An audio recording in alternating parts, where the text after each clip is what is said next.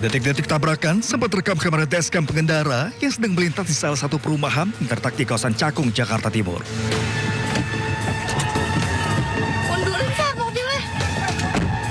Mobil SUV terlihat menabrak mobil pickup sayur dan dua ibu-ibu lainnya yang sedang berbelanja.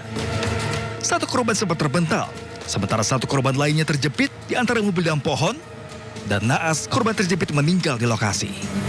Sementara satu korban alami luka dan dirawat di Rumah Sakit Islam Mondokopi. Sedang lagi belajar sayur, dan kronologinya juga selanjutnya saya kurang infonya juga, kronologi cuma itu aja. Oke, tapi informasinya lagi belanja sayur terus langsung ketabrak mobil gitu ya? Oke. Apa namanya, selain almarhum ada korban lain ya? Ada korban lagi di daerah rumah sakit. Rumah Sakit Islam. Oh, itu kondisinya bagaimana untuk korban? Patah kakinya. Peristiwa ini bermula dari seorang ibu-ibu yang belajar mengemudi kendaraan bermotor. Nah, dalam hal ini mengemudikan kendaraan miliknya, sebuah kendaraan Pajero. Nah, saat berputar arah di suatu komplek terlibat kecelakaan lalu lintas menyerempet kendaraan sayur, tukang sayur pickup. Dan di situ ada ibu-ibu yang berdiri di samping kendaraan itu. Nah, kecepatan sebenarnya pelan, tapi karena mungkin dari sisi panik, ada kepanikan dari ibu yang masih belajar, berakibat. Akibat kecelakaan tersebut, pengemudi dikenakan pasal Undang-Undang Lalu Lintas dengan ancaman hukuman 5 tahun penjara. Dari Jakarta, Rio Malik, iNews melaporkan.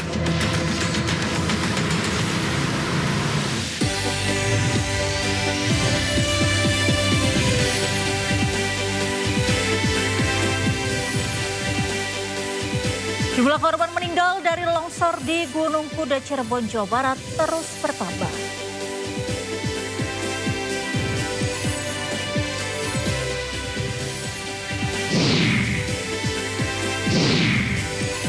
Potongan video Presiden Prabowo dan Presiden Macron yang tengah memegang minuman kuning keemasan viral di media sosial.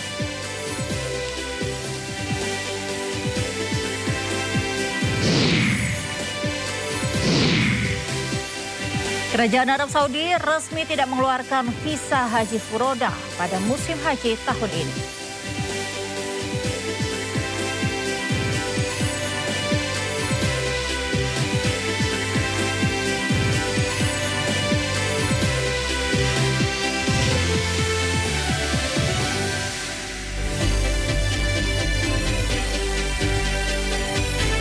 Halo pemirsa, Sido Malam hadir dengan beragam informasi terkini tanah air serta mancanegara. Bersama saya, Angelika Deavagam, inilah Sido Malam selengkapnya.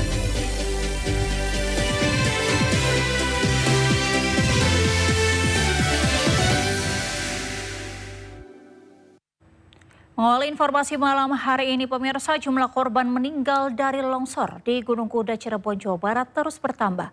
Data terbaru 17 orang meninggal, belasan luka-luka dan 8 orang masih hilang.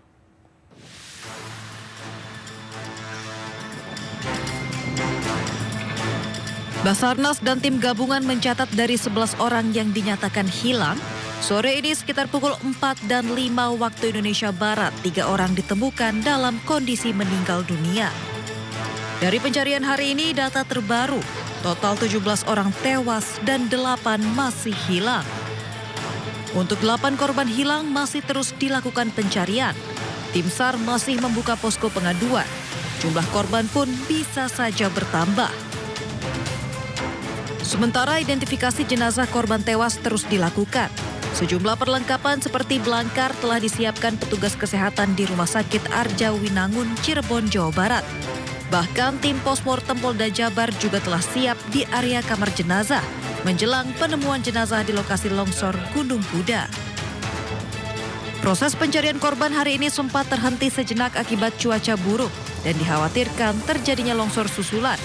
Proses pencarian hari ini dihentikan pukul 5:45 waktu Indonesia Barat dengan alasan keamanan akibat cuaca yang terus gerimis. Tim Liputan iNews melaporkan. Pemilik tambang batu di Gunung Kuda Cirebon, Jawa Barat ditangkap polisi.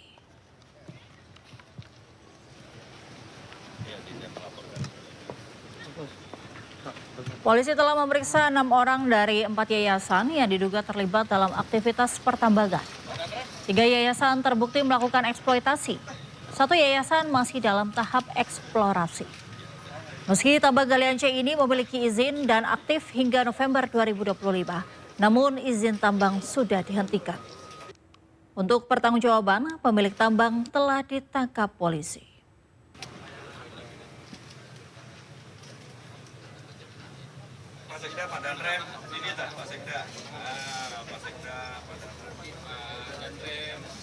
Dari kemarin sudah beberapa saksi, itu kita ambil keterangannya semuanya. Kita ingin mengetahui penyebab daripada peristiwa ini. Apakah ini ada unsur kelalaian dan sebagainya. Karena yang dapat kita dapat informasi bahwa cara atau mekanisme penambangannya ini yang diduga salah. Mengesampingkan keselamatan pekerja. Ini yang kita dalami, mekanisme kerja. Tentunya melibatkan beberapa ahli nantinya dari Dinas Pertambangan dan semua yang mempunyai keahlian dalam cara bertambang. Gubernur Jawa Barat Deddy Mulyadi meninjau lokasi longsor tambang galian C Gunung Kuda, Cirebon, Jawa Barat. Deddy Mulyadi bersama jajaran memantau proses evakuasi area penambangan Gunung Kuda, Kecamatan Duku Puntang, Kabupaten Cirebon, Jawa Barat. Deddy menjamin saat ini izin perusahaan yang mengelola area penambangan sudah dihentikan. Deddy pun sudah berkoordinasi dengan dinas terkait agar mencabut semua izin penambangan di area Jawa Barat. Ketiga izin tambang yang dikelola oleh Koperasi Pondok Pesantren Koperasi Pondok Pesantren Al-Azhariyah sudah dicabut sejak tadi malam dan tembusan pencabutannya sudah saya sampaikan ke Pak Kapolda sebagai bahan penyelidikan dan penyidikan. Yang kedua, meminta kepada pemerintah Kabupaten Cirebon untuk melakukan perubahan tata ruang. Wilayah ini untuk dirubah bukan areal penambangan, tapi areal kawasan hijau. Dan kemudian yang ketiga meminta Perhutani untuk mencabut ASO-nya, kerjasama penambangan. Bukan hanya di sini, di seluruh Provinsi Jawa Barat saya minta Perhutani mencabut seluruh kerjasama penambangan dan selanjutnya dikembalikan kembali menjadi kawasan hutan. Saat ini semalam itu sudah 3 kali longsor susulan. Tentunya ini menjadi tantangan bagi kami untuk mengantisipasi pada saat bekerja itu ada longsoran susulan yang terjadi, khususnya pada kegiatan pada hari ini, sehingga sebelum melaksanakan pekerjaan tersebut, kita juga sudah berkoordinasi dengan SDM, Basarnas, dan juga stakeholder yang terkait untuk meninjau terlebih dahulu, melaksanakan asesmen, melaksanakan peninjauan, sehingga nanti pada saat kita bekerja, batasan-batasan ataupun titik-titik rawan itu sudah kita tentukan, sudah kita mitigasi terlebih. Pemirsa, seorang anak dari salah satu korban longsor di Gunung Kuda mendatangi posko antemortem. Bapaknya yang masih hilang hingga kini belum kembali ke rumah sejak informasi longsor diterima pihak keluarga.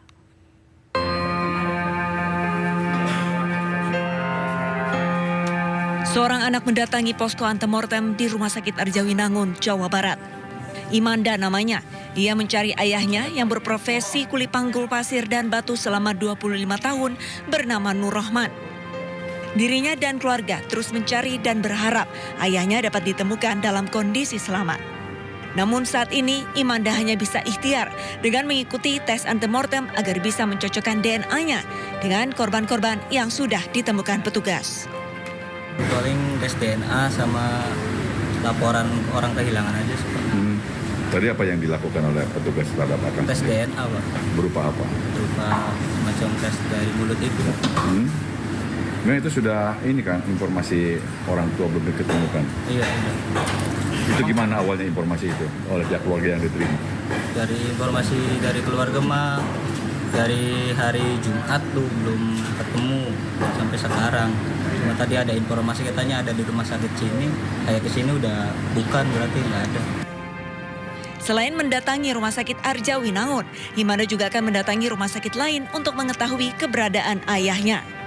Dari Majalengka, Jawa Barat, Muhammad Zeni Johadi, iNews melaporkan. Sebelumnya, Gunung Kuda di Kabupaten Cirebon juga pernah mengalami longsor pada 11 Februari 2025.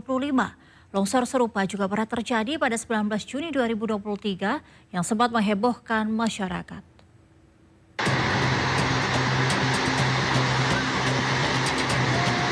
Gunung Kuda bukanlah nama baru dalam daftar lokasi rawan bencana tambang di Cirebon. Pada 11 Februari 2025, lokasi yang sama sempat mengalami longsor. Meski tidak memakan korban jiwa karena aktivitas penambangan dihentikan sementara saat itu, peringatan dari para ahli geologi dan lingkungan telah dilontarkan sejak lama. Namun hal tersebut tidak ditindaklanjuti dengan langkah konkret oleh pihak pengelola penambangan batu andesit di Gunung Kuda yang memang menjadi sumber mata pencaharian bagi ratusan warga sekitar. Namun aktivitas ini dinilai tidak sebanding dengan resiko keselamatan dan kerusakan lingkungan yang ditimbulkan. Sebelumnya pada 19 Juni 2023, longsoran besar juga terjadi di lokasi galian C Gunung Kuda, Kecamatan Dukuh Puntang, Kabupaten Cirebon, Jawa Barat. Pengelola tambang mengaku peristiwa ini sengaja dilakukan sebagai bagian dari aktivitas pertambangan. Detik-detik longsor tambang galian C Gunung Kuda sempat menghebohkan masyarakat karena guguran material tanah dan batuan menyebabkan debu yang membumbung tinggi di sekitar area tambang. Menurut pengelola galian C, longsoran yang terjadi merupakan bagian dari kegiatan pertambangan. Undercutting dilakukan karena masih belum ada akses untuk pertambangan di jalur atas. Tidak ada korban jiwa saat terjadi longsor yang dibuat secara sengaja ini. Pihak pengelola memastikan seluruh area sudah bersih sebelum longsoran dilakukan.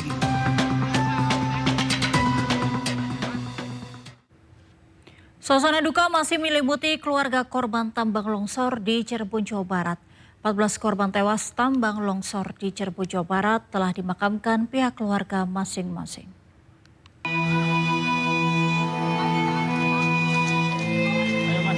Suasana duka masih menyelimuti keluarga salah satu korban tewas akibat musibah tambang longsor di Cirebon, Jawa Barat. Keluarga almarhum Sarwa di Blok Pontas Desa Kenanga, Kecamatan Sumber masih terpukul dengan musibah yang terjadi Jumat kemarin. Pada Jumat siang, keluarga mendapatkan kabar jika tempat suaminya bekerja mengalami longsor. Keluarga pun syok mendengar kabar tersebut, terlebih lagi ketika sang istri mendengar informasi Sarwa dinyatakan tewas. Ke rumah sakit saya tuh udah siap bawa mobil tuh.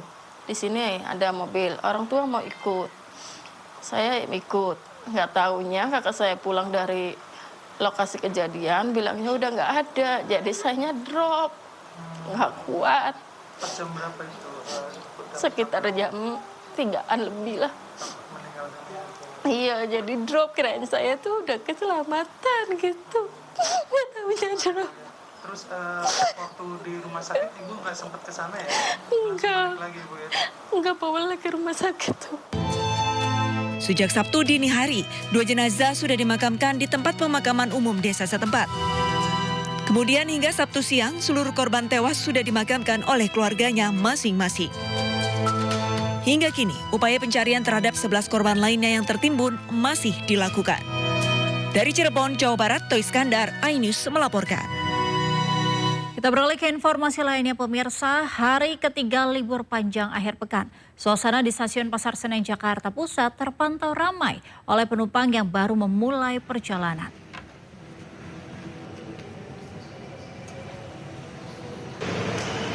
Hingga Sabtu ini PT KAI mencatat keramaian didominasi oleh penumpang yang tiba di daerah operasi 1 dibandingkan yang akan berangkat. Hal ini diperkirakan karena libur panjang yang hampir usai.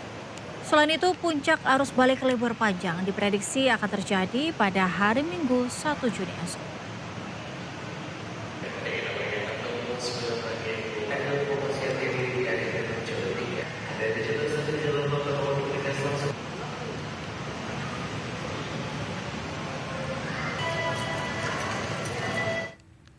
Momen liburan panjang dimanfaatkan warga untuk berlibur menumpang kereta cepat Wush. PT KCIC mencatat total tiket terjual sebanyak 70.000 tiket. Liburan panjang disertai cuti bersama berdampak pada peningkatan layanan kereta cepat Wush. Hingga minggu esok terjadi peningkatan signifikan, penjualan tiket mencapai 70.000 tiket. Mengantisipasi keamanan dan menjaga kenyamanan penumpang, KCIC menyiagakan tambahan 50 petugas tersebar di titik layanan. Mulai dari boarding area hingga pintu masuk penumpang kereta cepat Wush di seluruh stasiun. Kita melihat memang di musim libur panjang ini juga dipadati oleh penumpang-penumpang dari luar negeri ya. Jadi tidak hanya masyarakat kita tapi juga cukup banyak wisatawan asing. Dan kita tentunya menyiapkan beragam layanan dan juga fasilitas di stasiun-stasiun Wush pada momen libur panjang kali ini. Sementara itu pemirsa, ribuan kendaraan wisatawan memadati kawasan Puncak Bogor, Jawa Barat di momen libur panjang kenaikan Yesus Kristus.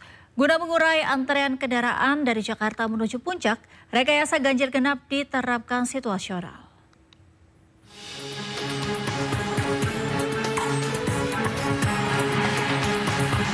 Di hari libur panjang kenaikan Yesus Kristus, kawasan wisata Puncak Bogor mengalami peningkatan volume kendaraan dari arah Jakarta menuju kawasan Puncak. Sedikitnya 8.200 kendaraan wisatawan memadati kawasan Puncak hingga mengakibatkan antrean kendaraan sepanjang 2 km. Penerapan rekayasa lalu lintas seperti ganjil genap diterapkan petugas untuk mengurai kemacetan. Untuk jumlah kendaraan yang naik maupun turun pukul 12.00 tadi kurang lebih sudah 21.000 kendaraan. Pak, untuk penerapan one way sendiri akan diperpanjang apa? Untuk pelaksanaan one way sendiri nanti akan dilihat pola waktunya. Apabila memang arusnya sudah semuanya terkuras dari Puncak menuju Jakarta, maka akan dinormalkan. Itu untuk estimasi waktu memang masih dilihat dari bagaimana situasi peningkatan arusnya dari Puncak menuju Jakarta atau yang kendaraan yang turun siang hari ini. 120 personil kepolisian disiapkan guna mengatur arus lalu lintas di jalur utama Puncak sepanjang libur nasional. Dari Bogor, Jawa Barat, Wildan Hidayat, iNews melaporkan. Pemirsa, sebagian warga enggan pergi keluar kota di saat liburan panjang. Di kawasan Tebet Eco Park dan wisata Ancol, ramai diserbu warga yang berlibur di Jakarta. Sebagai ruang terbuka hijau, Tebet Eco Park menjadi tempat favorit warga menghabiskan liburan panjang. Taman ini ramai dikunjungi warga, bisa melakukan berbagai aktivitas seperti jogging, yoga, bersuah foto, atau sekadar berjalan-jalan. Tak jarang banyak keluarga sengaja berpiknik, membawa bekal dan menggelar tikar di bawah pohon. Sementara warga membawa anak bisa bermain di arena yang disediakan. Taman kota menjadi destinasi favorit, tidak dipungut biaya.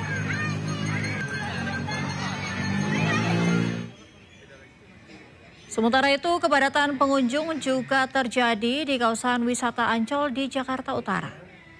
Destinasi favorit pengunjung adalah wisata edukasi laut. Lokasi ini menyajikan berbagai atraksi, melibatkan satwa penguin, lumba-lumba, dan singa laut. Anak-anak juga diberikan kesempatan belajar berbagai satwa air, serta memfasilitasi pertunjukan parade hewan untuk menghibur pengunjung. Ya, selamat datang di Taman Ancol ya, adik-adik semua.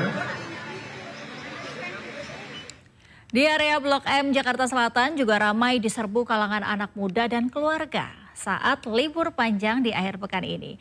Area Blok M menawarkan piknik di area taman ataupun berfotoria.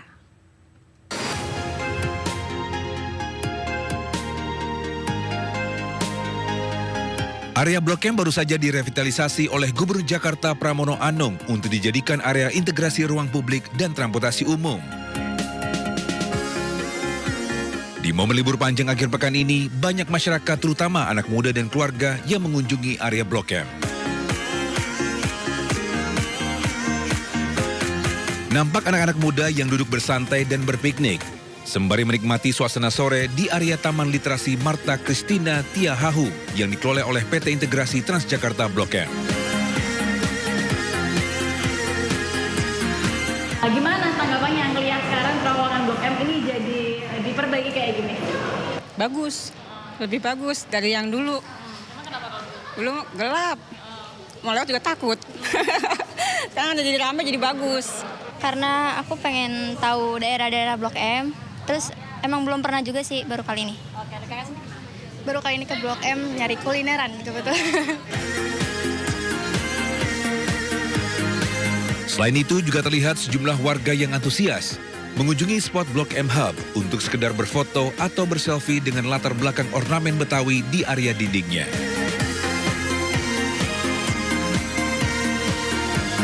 Dari Jakarta, Amrina Rida, Rizky Solehudin, iNews melaporkan. Pemirsa, libur panjang peringatan Hari Kenaikan Isa Al-Masih, kawasan Malioboro, Yogyakarta diserbu ribuan wisatawan. Pemberlakuan bebas kendaraan bermotor di sepanjang jalan membuat wisatawan semakin menikmati suasana liburan.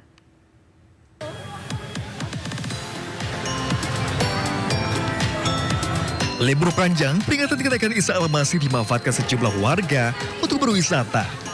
Malioboro, Yogyakarta jadi salah satu lokasi favorit bagi wisatawan untuk berlibur. Selain berbelanja oleh-oleh jajanan maupun pakaian, Malioboro selalu jadi tujuan karena lokasi ikonik di kota pelajar ini.